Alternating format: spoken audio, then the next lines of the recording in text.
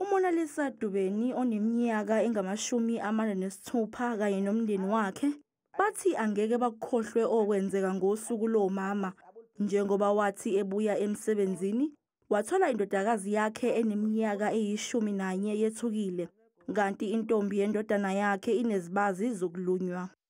He said, "Mama, I want to be honest with you. I'm sorry. I was smoking dick. I knew that it was smoking. I'm not going to hide the fact that I knew he was smoking, but he was smoking marijuana or idag."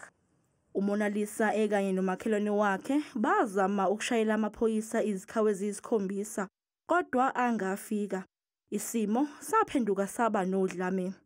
He threw the first punch, I stabbed him. I stabbed him, then I slipped here. And now I'm saying to I'm kind of like praying, or I'm saying it to my mind, or I thought I was praying, I don't know. Because now the thing is, if I fail, there are only two things. He's going to grab that knife, he's going to use it.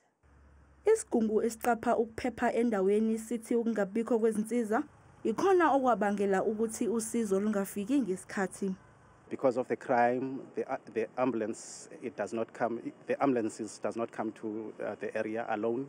The paramedics, they need to go to the police station for them to be escorted to come to to attend to the problem. Amaphoyisa athi azophendula ngalolu daba uma sekufakwe isimangalo esisemthethweni kodwa uMonalisa usevulelwe icala.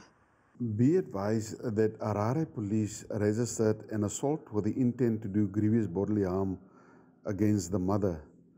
The son is still in hospital and a statement will be obtained from him later.